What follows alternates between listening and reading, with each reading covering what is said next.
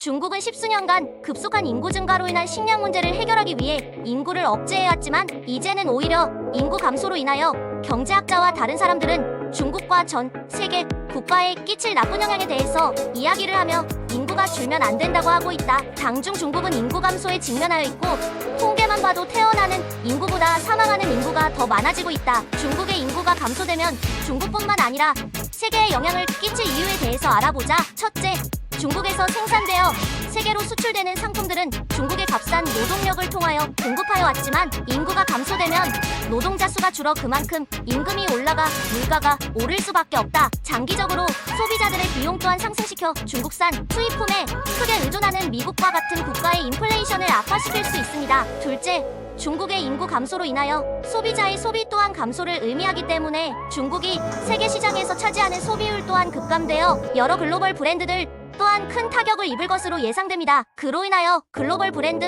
노동자 수도 감소할 것이며 이는 세계적인 영향을 끼친다라고 말할 수 있다. 셋째, 중국의 인구 감소는 중국의 부동산 부문에도 큰 위협이 된다. 인구 증가는 주택 수요의 주요 동인이며 주택 소유는 많은 중국인에게 가장 중요한 자산이지만 중국의 인구가 감소한다면 그만큼 집을 사려는 사람이 적어지기 때문에 수요가 없으면 집값은 떨어지게 됩니다. 그렇게 된다면 중국인들에게는 큰 패닉이 오기 때문에 이로 인하여 문제가 발생되는 부분도 많아집니다. 거기다 중국의 부동산 개발 업체들 또한 집을 지었는데 팔리지 않으면 큰 고도 위기를 맞기 때문에 중국 부동산 기업에 투자한 투자자들 또한 큰 피해를 입게 되며 이는 세계 경제에 큰 타격을 줄 수 있습니다. 중국의 인구 감소는 다양한 측면에서 문제를 야기할 수 있으며 이에 중국 정부는 인구 감소 대책을 마련하여 경제, 사회, 정치적인 문제에 대응해야 할 것이다. 더불어 저출산 정책 개선과 이민 정책 등을 통해 인구 감소를 극복할 필요가 있다. 그렇지 않으면 중국은 더욱 심각한 문제를 마주할 것이며